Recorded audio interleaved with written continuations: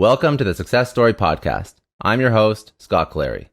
On this podcast, I have candid interviews with execs, celebrities, politicians, and other notable figures, all who have achieved success through both wins and losses, to learn more about their life, their ideas, and their insights.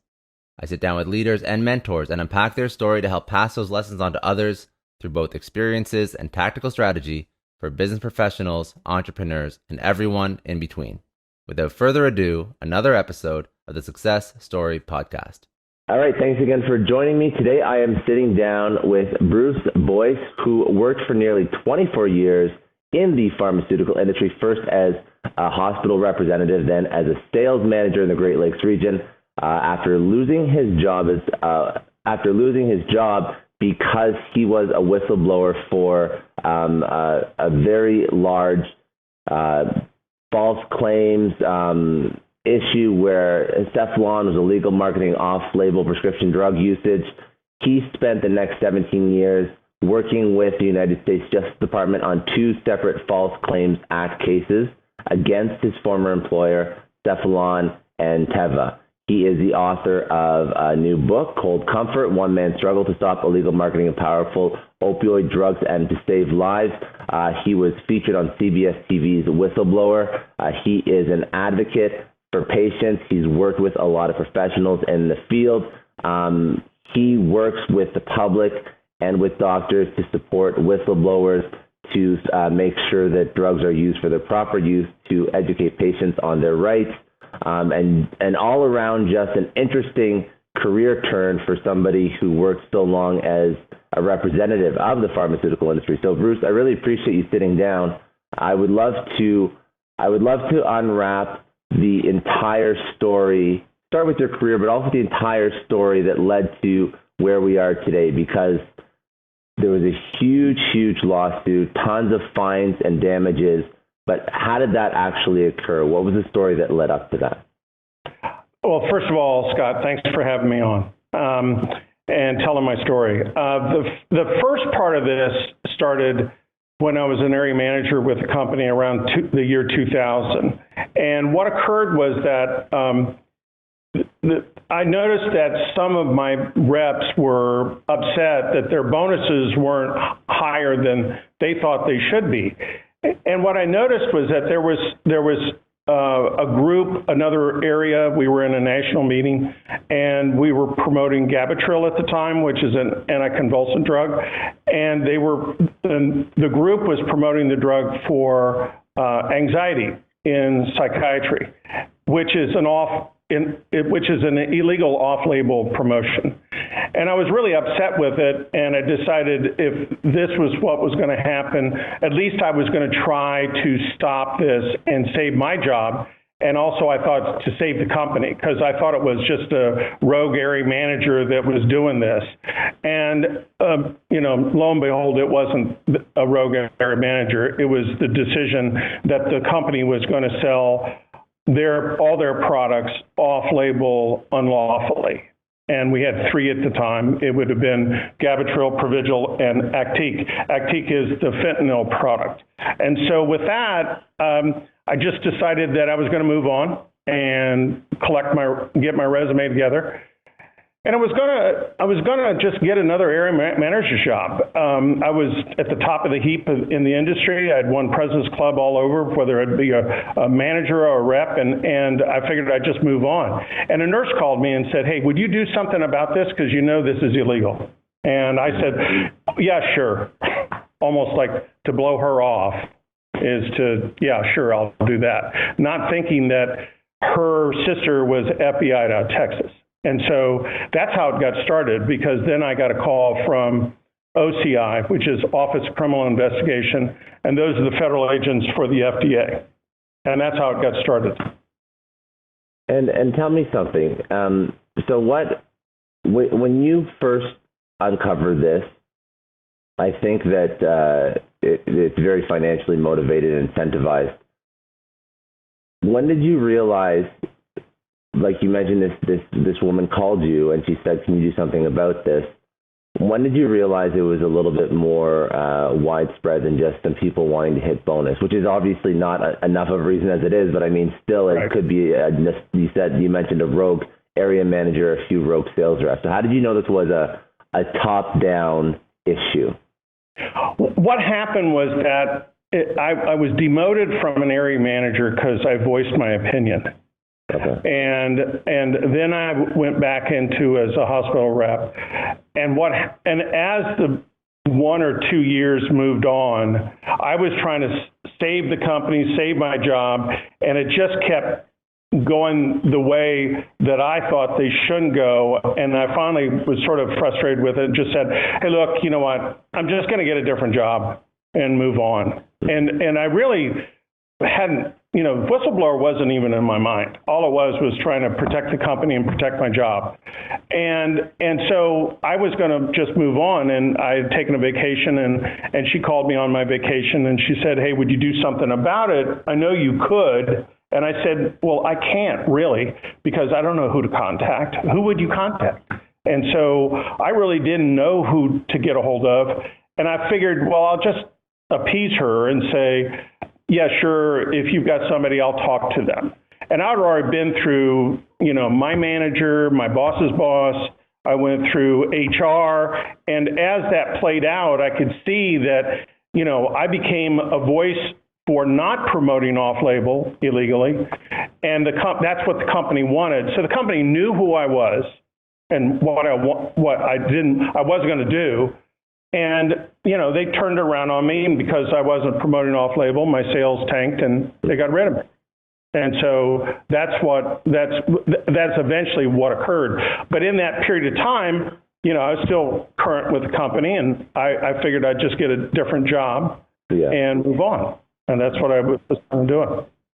And this final settlement of over $425 million, it's like mind blowing when you think of where you started, just trying to deal with a few bad apples. I think we've all been in the corporate situation where we raise a red flag or we're not happy with something, and then it kind of gets pushed under the rug, or it's not given the attention it's deserved. But not a lot of us go through this level of I guess investigation, career turmoil. I know you were blackballed from the industry, so this is next level stuff.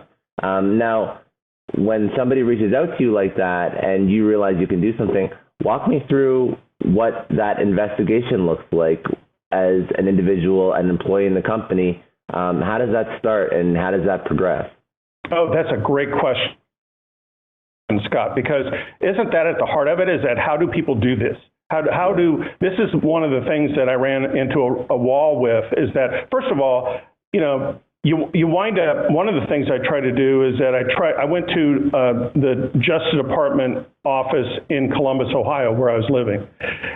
And people don't realize the security involved with prosecutors.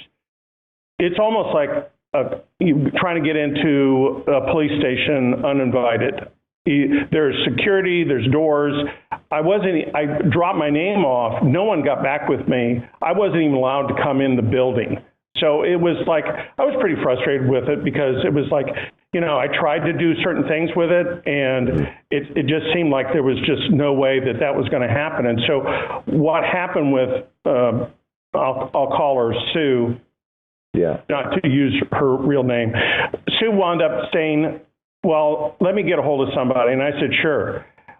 Well, you set up a meeting with the individuals, and they're OCI, Office of Criminal Investigation. So they're federal agents, just like FBI. And you go through an interview process with them. And at that time, I thought, I was just thinking, okay, I'll just turn over documentation. The government will know what's going on, and that will be fine. And if I have to testify later, I'll be in another job, and I'll just do that. And so about the second interview, they asked me to wear a wire. And that's when things changed. That's when it got real. That's when I went, wow, this is like, I became, they want me to become undercover informant for the government. So we're still far away from the whistleblower thing. So with that, I said yes, because to me, I thought it was wrong in that what they were trying to do was not just off-label promotion for a cough cold product that was relatively safe generically to the population. But they were off-labeling in the marketing for fentanyl. And if you know anything about fentanyl, it's an opioid. It's 100 times more potent than morphine. It is a product that you're not to give it to drug-naive patients. So when you wind up promoting a fentanyl product to drug-naive patients, you're going to get in a little trouble real quick. And that's what I was worried about. And so consequently, I finally turned around and said, yes, I'll wear the wire. And with that, you're fingerprinted, photographed as an undercover informant for the government. And that leads us into the national meeting where I wore the wire. That's a super stressful thing to go through. How did you make that decision? Was it just an ethical decision? There was no question about it, or did you maybe not understand the full scope of consequences, career consequences that could come of it? I think it was two things. It was both those things at the same time.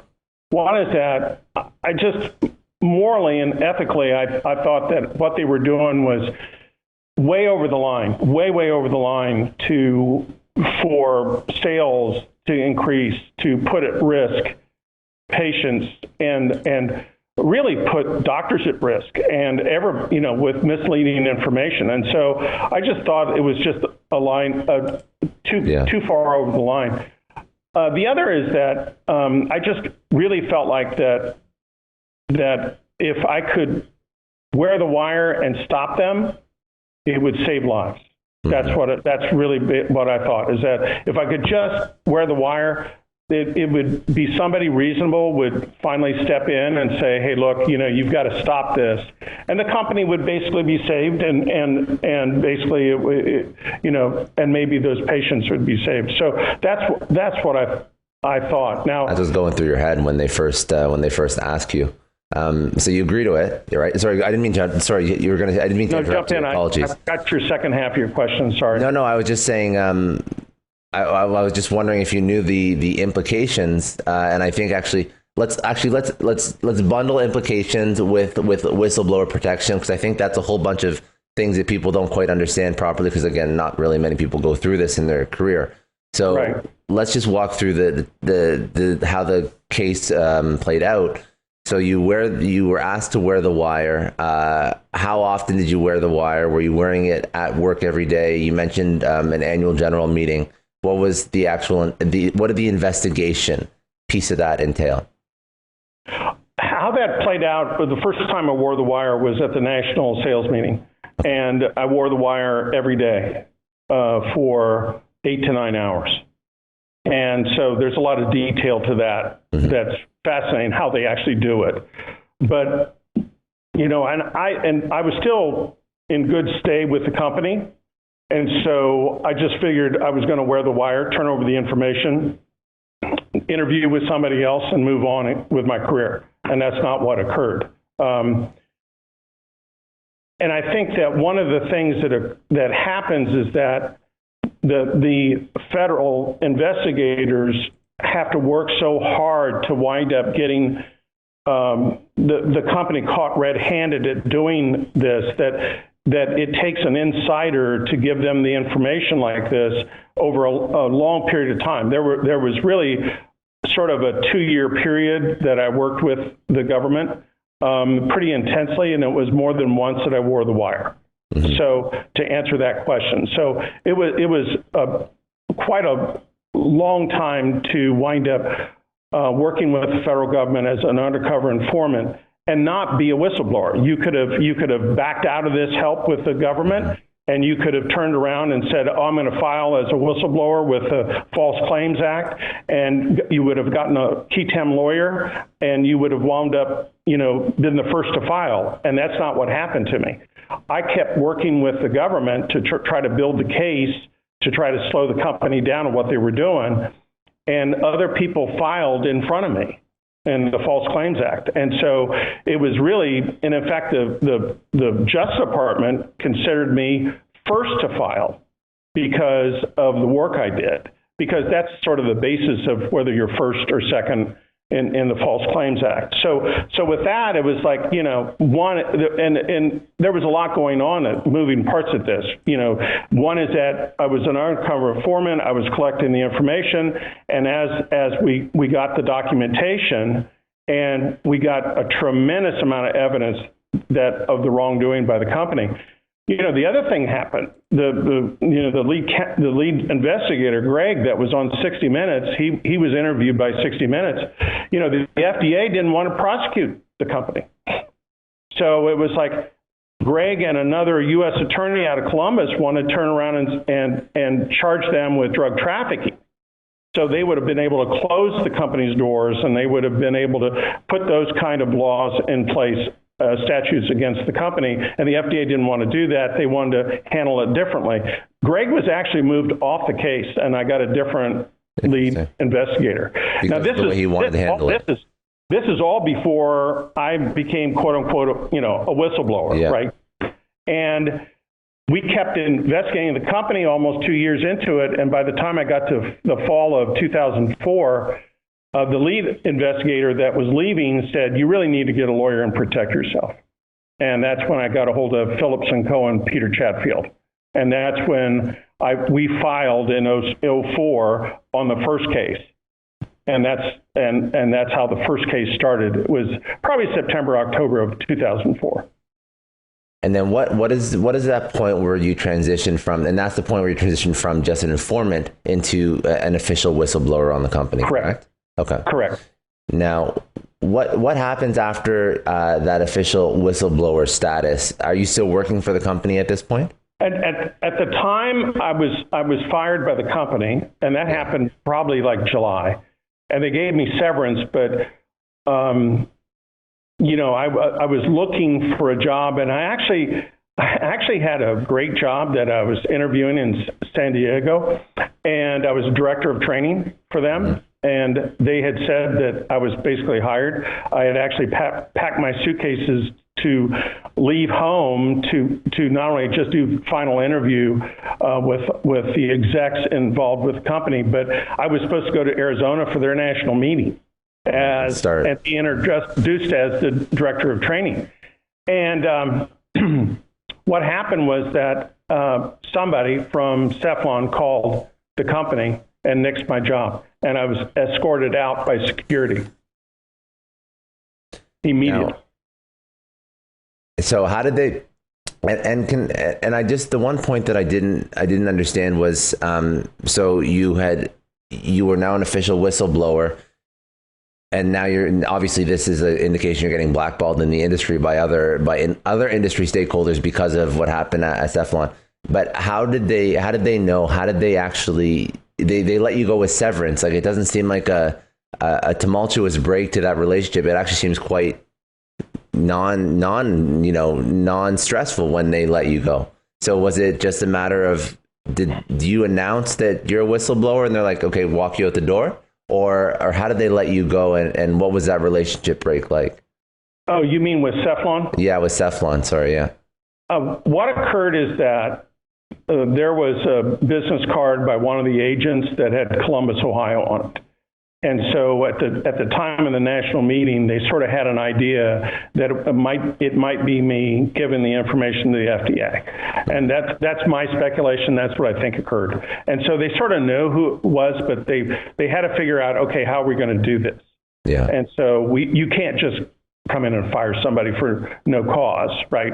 Yeah. And so they had to sort of play that out about what they were going to do. And I went through this whole thing about, it was like, oh, your selling skills are bad now. And, the whole routine, it's all on you.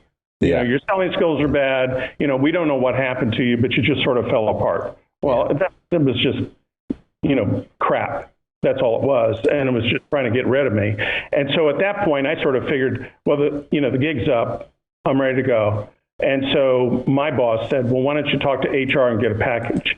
So they were trying to steer me out to get a package. And if I got a package and I signed off, then they felt like they were okay. And that's what occurred. That's how that.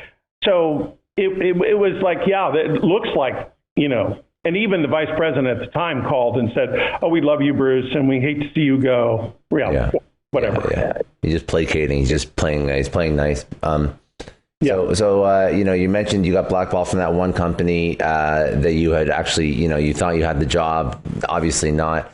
And somebody from Cephalon, or you assume somebody from Cephalon, most likely, it doesn't sound too far-fetched, stopped you from getting that job. So are there not laws to protect whistleblowers,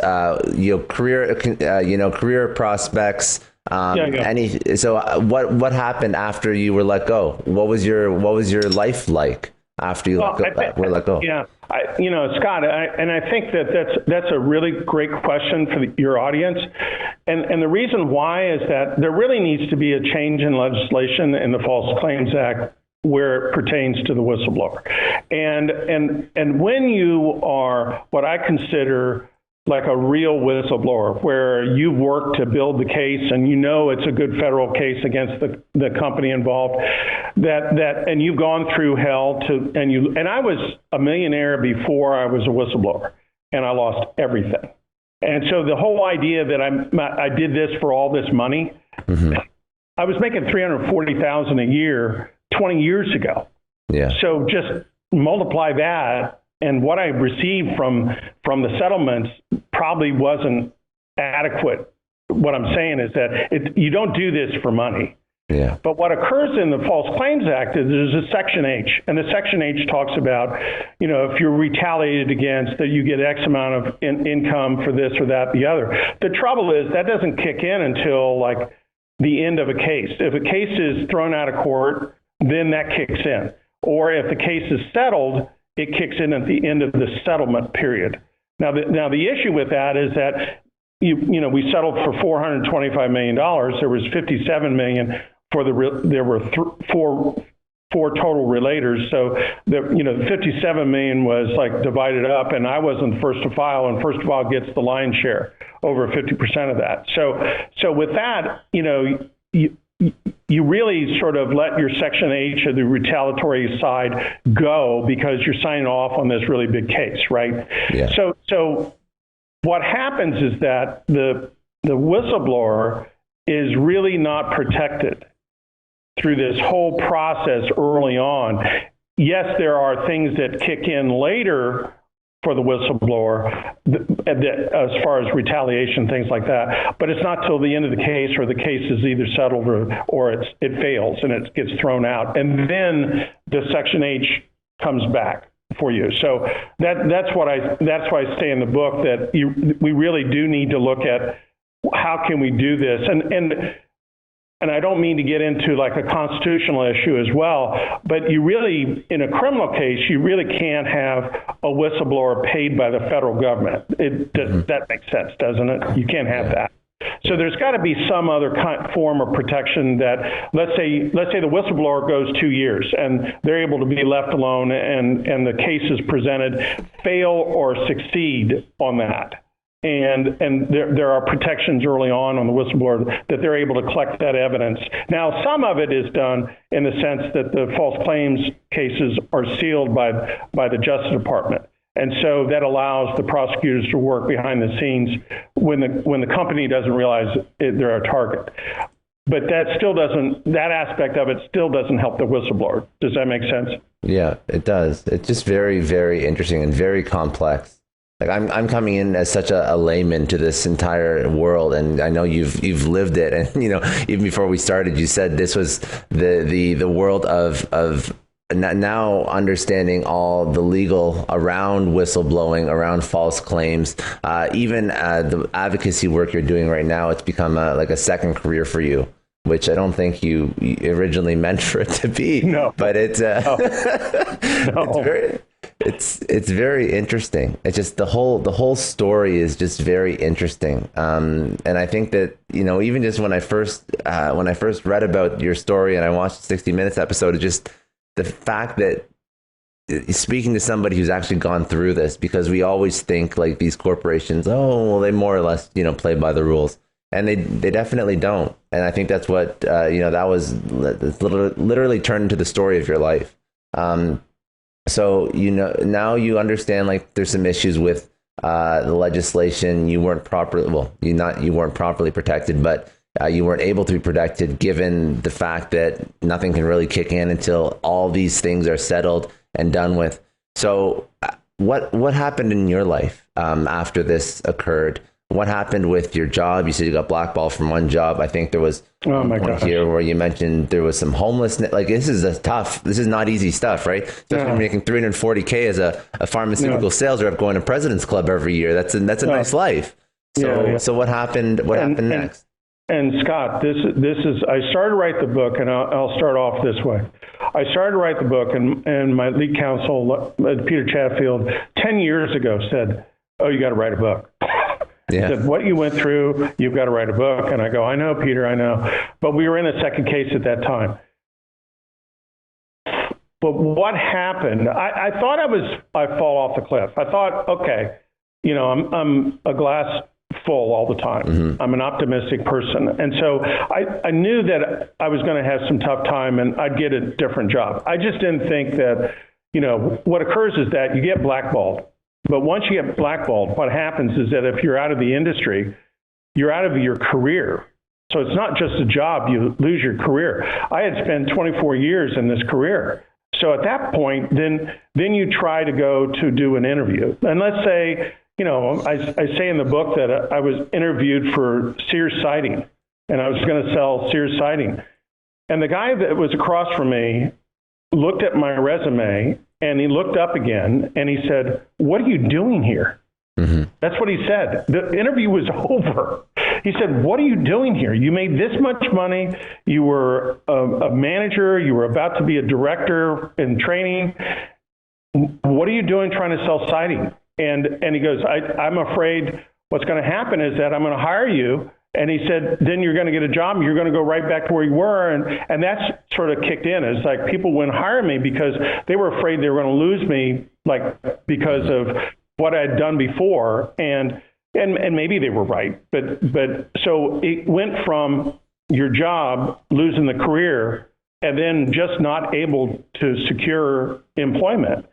And then I was interviewing for wound care, and it was the Pennsylvania company for wound care, and I was interviewing, and I was still working with Justice at the time, and the U.S. attorney turned around and said, "Are you interviewing for so and so wound care?" And I go, "Yeah." She goes, "You want to wear a wire?" I go, "No." No, I don't want to wear a wire. And the company that I was interviewing for, they were investigating.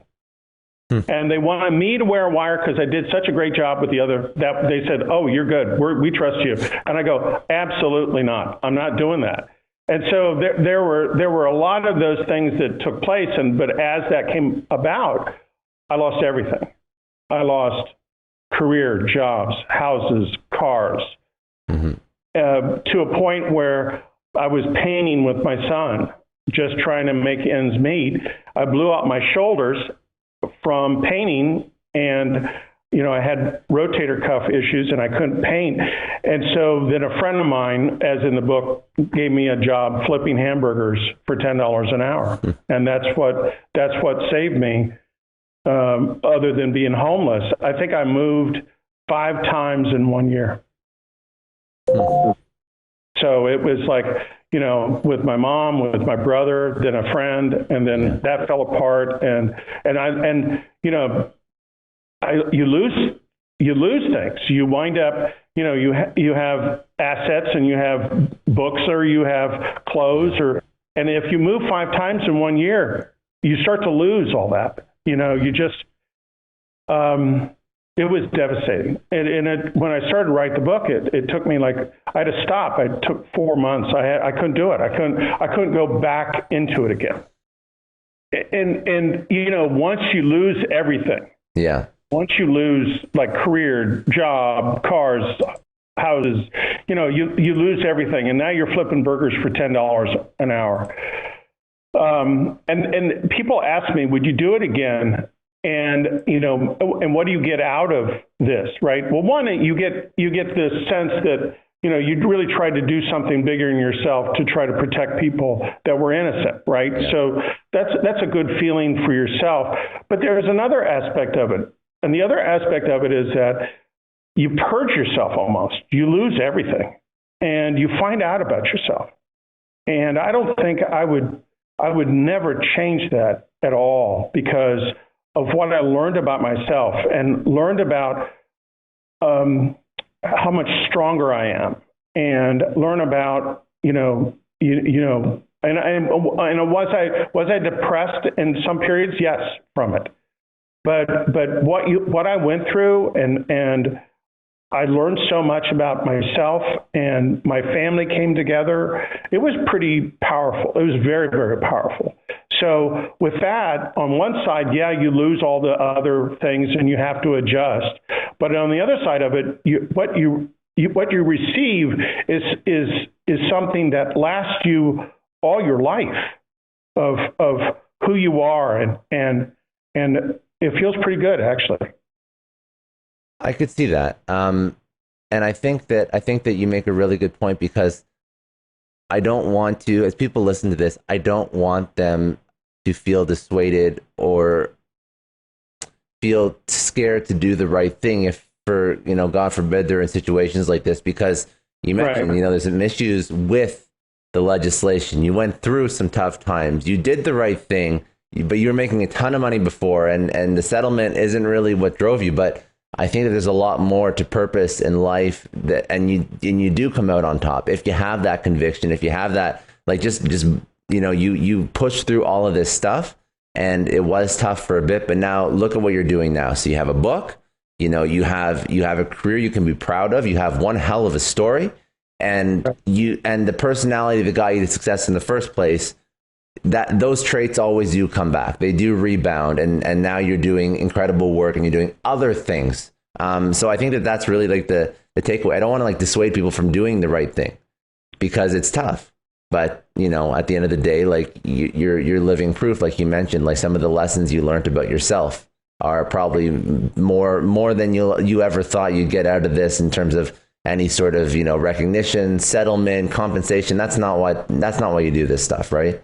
That is exactly right. Exactly right. That's not, you don't, first of all, you don't take this on because you're going to wind up making a pile of money. That's usually not what it is. You're motivated. There was a fascinating study that Peter Chatfield, got me into in Harvard. He's a lawyer and he's a doctor as well. And he did a study, why do whistleblowers do what they do?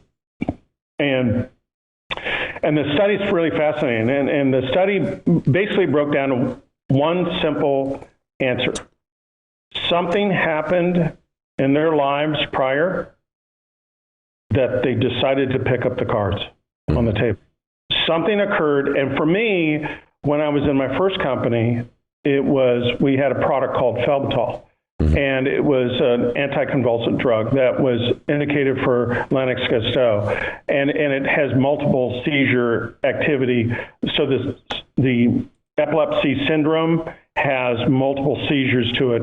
It's the kids that wear the helmet that they fall down. That's Lennox-Gastaut patients that are usually institutionalized.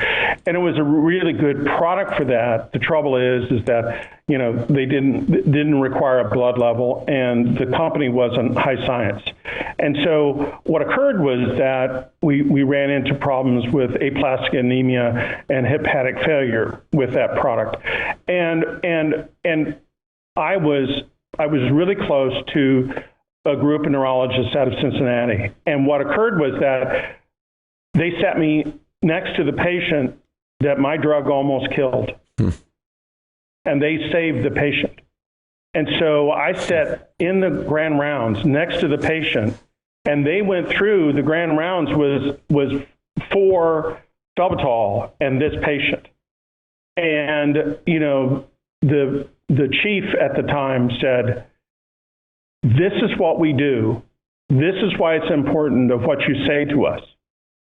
And so that stuck with me. And so when all this occurred, the study, the Harvard professor turned around and said, this is probably why you picked up the cards, is because it was just not going to be on you were not going to let this go by on your watch. And that's why you picked up the cards. So it's a fascinating thing, but and again, to reiterate what you mentioned prior, there are so many other positives that come out of this.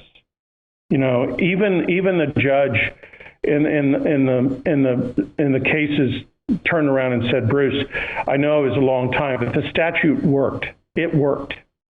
And so, there are really great positive things that come out of it, and possibility of change. Yeah. Right? You can, as an individual in this country, that's what's so great about this country. You can, as an individual in this country, make change, but you just have to commit. You have to be able to be committed to that. So there are great positives out of this, and it's worthwhile for you to reiterate that out of this whole chaos and destruction and all this that occurred, that you can affect good in this country with that. Yeah, it is a nice ending to the story. Like, thank goodness, because that's one hell of a journey that you went on. Now walk me through what you're working on now. Yeah, even I when we spoke before, I said, we can speak about your book, and the first thing you said is, no, that's actually not what I want to speak about. I'm doing something much more important than my book. I'm like, okay, so let's go into that. So, and I agree. I think that's nice that you brought that up, like the advocacy, working with doctors, working with patients. So what are you doing now? What's your mission? Sure. So right now, what's happening is that we're launching the book, but what has transitioned is that the book talks about what I went through early on with pharmaceutical and the fentanyl product and all that.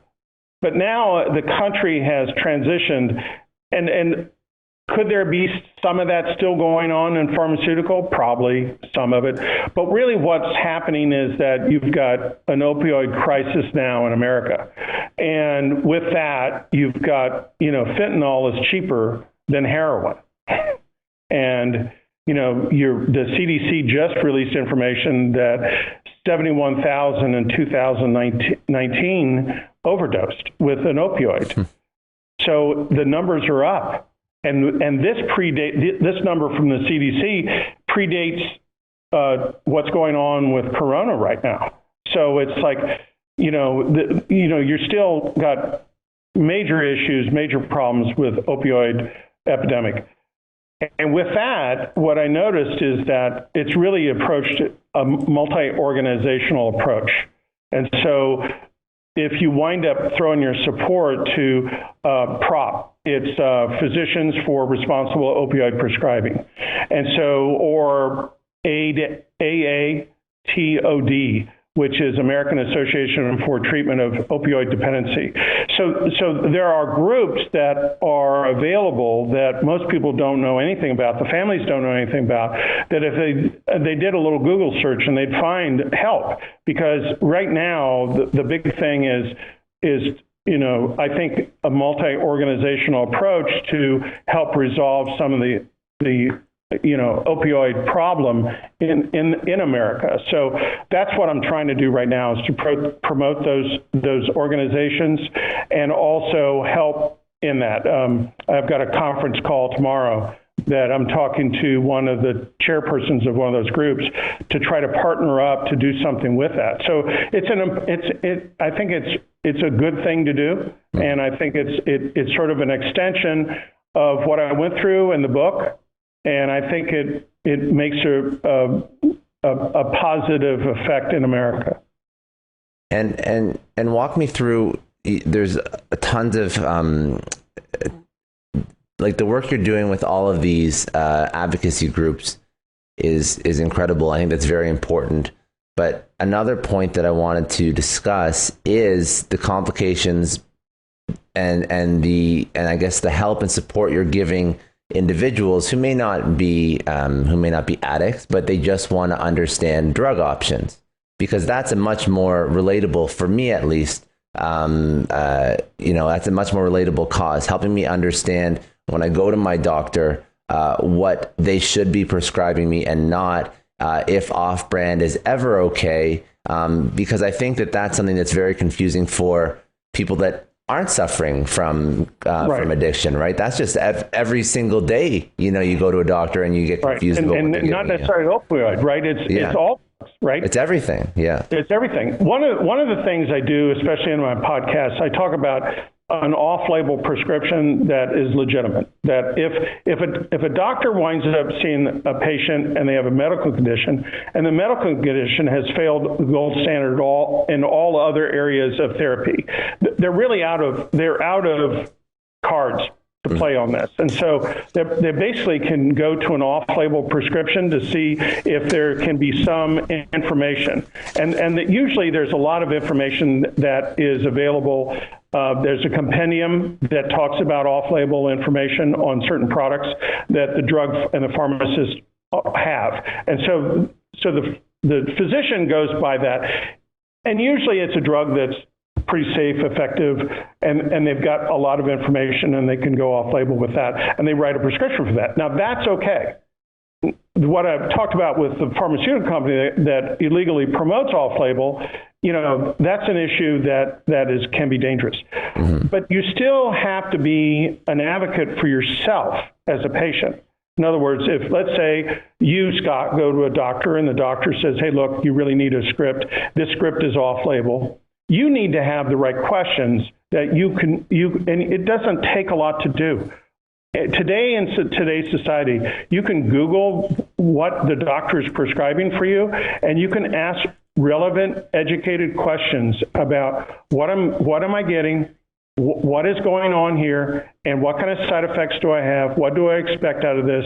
And what are you trying to hope out of your treatment modality? And I think that's really important to say to people, look, you can take responsibility of there's so many people, I think, walk into a doctor's office, and I know it's fast and I know it's quick and you got to be on your toes with the questions, but you have that right to ask those questions. And I think, especially in today's society, that I think that's really very important. And tell me something, because it's very relevant now. And you can go as opinionated or not as this, but at least we can at least start high level with coronavirus, with hydroxychloroquine, with the doctors in DC that just did a press release. I think today we're what's the date today? We're the 28th, and I think a day or two ago, there's a whole bunch of doctors in DC just did a press release, and I heard one of the doctors saying that this is an off-brand use for hydroxychloroquine that actually works preventing and treating coronavirus, plus I think a couple other ancillary supplements. When you see this, what are your thoughts on this as somebody who's worked in the industry? Just keep it high level, and I'm curious as to what you think. My basis goes back to my training. And my training is from the package insert. And the package insert is all relevant information, usually to describe any drug that's approved by the FDA for a specific medical condition. We all know that, or most know that, right? But the issue with that, or the source of that, is pharmacology. And pharmacology is based on pharmacodynamics and pharmacokinetics. And those two aspects are what's the basis of the studies and all the information that comes out of it. So when you're targeted a drug for a medical condition and you do the studies, what happens is that you wind up getting the information that is both effective and it's safe. Now that can go on, and for any drug that can go on. But when a doctor or doctors have this one product that has been around forever, and all of a sudden it's in a new indication, a lot of times what occurs is that the FDA then expedites a secondary indication, and they'll do a post review of a drug and get the information to the doctors that becomes a more stable situation for prescribing, that more reliable. And I think that both those things have to happen at the same time. It can be really complicated, but it's not unusual for example, Neurontin. Neurontin was used as an epilepsy drug for years and years and years, and now it's prescribed really for mood stabilization by psychiatry. And it actually, I think, works better in that area. And so all that rolled in. It eventually, time will tell, but eventually came out where the studies were done, it became effective, and now neurontin is really the gold standard for that. So that's a involved process, and it takes time. What we got now with the coronavirus is that we're trying to get a vaccination and get out and to stop the virus. And so there are things that are being expedited by the FDA, which is a good thing. And it's a good thing that the pharmaceutical industry is actually, they're smart. They can do this. Rather than just doing a Me Too drug for the society, do something for the society and get a vaccination out. So those things can go hand in hand. And as I said earlier in the broadcast, I'm an optimistic person, and I'm positive that they'll be able to figure that out and hopefully then share that with the world, right? Yeah, I like that answer a lot. So there is possibility for drugs to be, and this is a very, again, layman's terms, but eventually repurposed if the proper due diligence, the proper investigation, doing it safely. These are all things that have to be taken into consideration. I was curious if that was a thing that does occur in medical history, but it obviously does. It's something that happens if the proper research comes to light about the drug in particular. So I guess that's what a lot of these doctors are indicating, and they're saying that the tests haven't been done yet, but anecdotally, without the proper investigation, they've seen it work. So it's interesting to, at least at the very minimum, there's some hope for some of these drugs, if not something net new, to come to light based on what we're hearing from doctors. And I think the one thing that I this is just more my personal opinion, I just wish that this whole issue wasn't politicized. That's really my biggest issue with it. And I think that that's what a lot of it has come to, and that's unfortunate. It's very, very unfortunate. And who hurts from that? Who gets hurt from that? You or I? No, it's somebody that is sort of ignorant of the process, that they don't know what goes on, and they get bounced around, and maybe their loved one goes into ICU and now a ventilator, and they could have had something that maybe would have helped them, and their family member dies. That's not right, Scott. That's not right. No, it's very sad. It's horrible, actually, and that's what that's my biggest issue with coronavirus. It's the fact that it's become a political topic, which I think is, you don't politicize the pandemic, and regardless of the drugs that you use, and it's been horrible, and with that, people struggle, and I talk to people all the time about that. They're confused. They're totally confused with it, and eventually, medicine is science, but it's an art. It just takes time for that to play out, and eventually we'll get there. Okay, it's just unfortunate that people on both sides muddy the water, and then all of a sudden it becomes a political football. And who gets hurt are the patients that like, for example, the elderly. Yeah.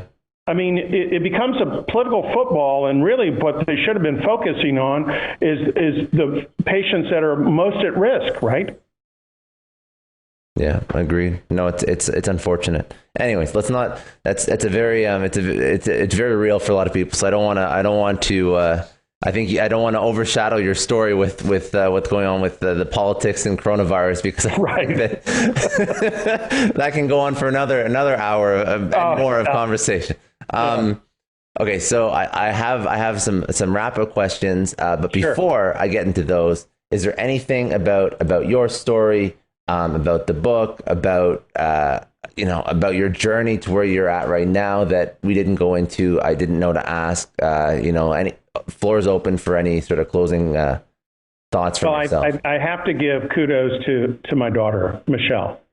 Michelle is a media guru. That's her wheelhouse. And Skype and Zoom and websites, and oh my gosh, you're killing me, Smalls. I mean, it is like, and she just goes, yeah, we'll do this, and it's like dit, dit, dit, dit, dit, and off she goes, and she really, and she's a writer, and and she really has done a great job of throwing this together and making her dad look good, right? Yeah. Well, that's what family's for. So, Yeah. And now you're a genius with all this stuff. Now you can understand how to build. That's my wheelhouse. Building out a brand, understanding social media. That's what I do, right? Right. Oh my gosh, what a job. Yeah. I don't envy your job. Yeah, it's listen, you have to stay on top of this stuff. This is the new media. You got to figure out how to reach those people, and they're all on social now. That's where they get news. That's where they get, well, that's another conversation, Yeah. Yeah, you know what I mean? Where people actually go to get news, and I think people trust that unbiased social media a little bit more from those third parties, as opposed to like those left-leaning, right-leaning outlets. Right. That's what those are the people that cause the issues in the first place. And I think that your genuineness that comes through also helps people parse through some of the fog that goes on. I think that people that are trying to help people that are genuine, that really are original in trying to move the ball forward, people recognize that. And eventually, I think, and that's my optimistic side, I think that saves the day. I think that finally will win the day. And hopefully that's what occurs with all this. So, and I'm optimistic with that. So Agree. Okay. So a few closing questions, just Sure. to tee up your experience. As you've gone through this journey in your life, what are you curious about now in the world of medicine, in the world of pharmacology? What are you researching? It could be a certain group, like an advocacy group. You mentioned a few of them before, but what's on top of your mind right now that's sort of new that people should learn about? Well, I think one of the fascinating things, and this is just, and I'll join you in this lay person's view, because I'm not a physician and I'm not a pharmacist. It's just that I spent so many years in it. But one of the fascinating things is that discovery is made by mistakes, and people learn from their failures more than their successes. And I think that especially in virology and immunology, that everybody's pushing so hard. I just have this really positive feeling that we'll discover something maybe to help cancer patients as well.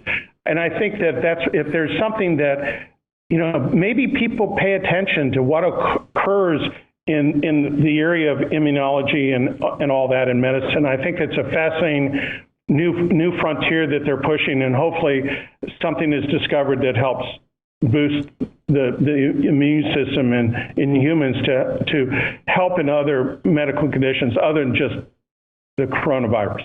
Mm-hmm. Who have the most influential or supportive people been during your journey, and why?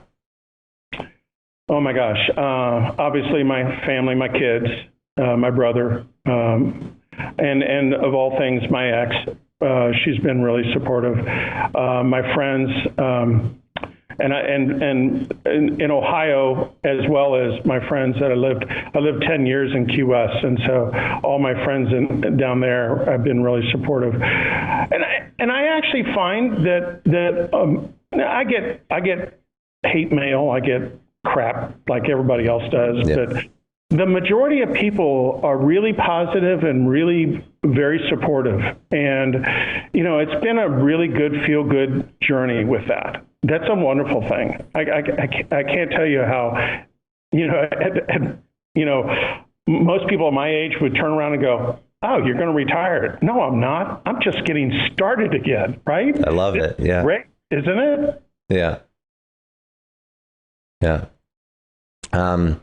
What are some of the resources that have helped you along the way? Things that could have kept you motivated, educated you, inspired you. I'm wondering if there's even books or people that you tried to learn from or consume during this journey. There is a book that I read, and it's Doris Goodwin Kearns, I think, is the author, and it's Team of Rivals. And just amazing. It was during the Civil War. It was Lincoln's cabinet, and they were enemies. She talks. It's a great book, and all this strife and all these problems, and he winds up picking people based on their ability, not on their political.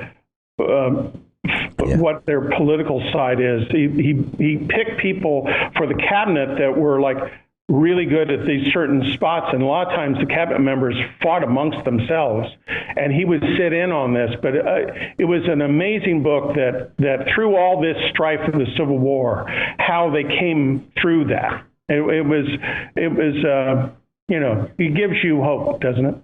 I understand now when we talk even more. You're an incredible optimist, and I appreciate that, because I don't think somebody who didn't have that amount of optimism could have gone through what you did, to be quite honest, and come out okay.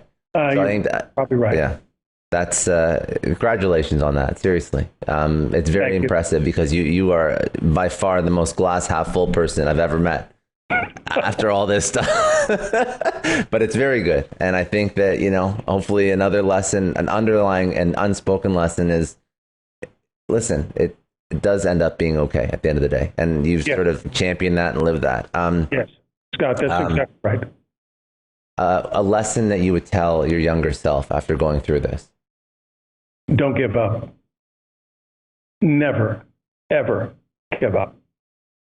If there's one thing, don't give up. If you're passionate about something, you love something, this is something that you feel that inside, this is a calling, this is what you need to do, whatever that is. If you're a pipe fitter, if you're a writer, if whatever it is, if you look in yourself, first to look in yourself to see who you are and find those passions. And when you find that passion, don't give it up for anything. I love that. And last question, what does success mean to you? Success earlier in life meant something completely different.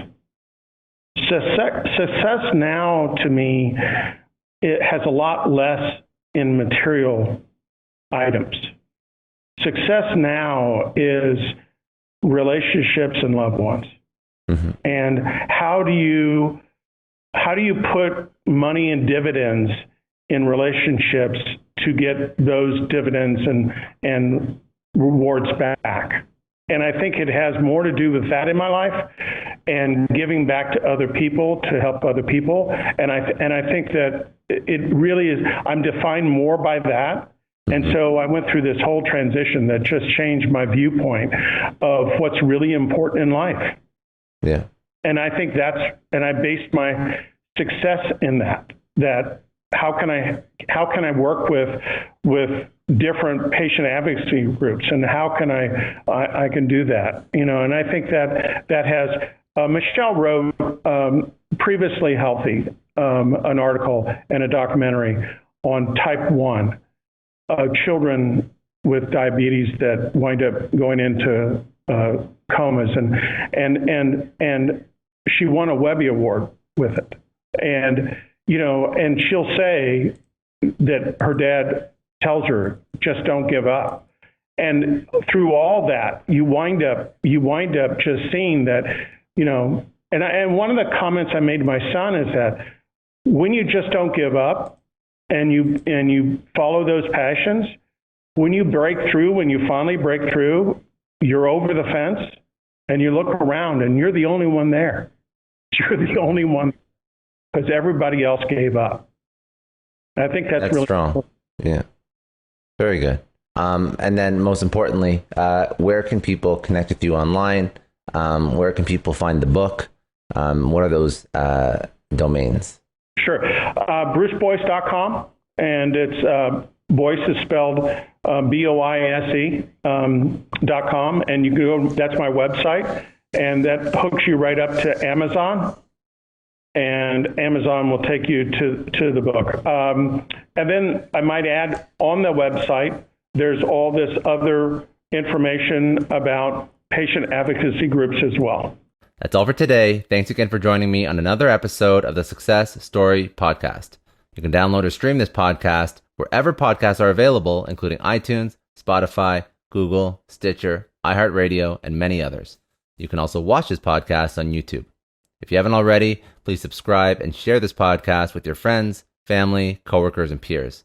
Please leave us a rating on iTunes. It takes about 30 seconds, as it allows other people to find our podcast and lets our amazing guests reach even more people with their message. And remember, any rating is fine as long as it contains 5 stars. I'm Scott Clary from the Success Story Podcast, signing off.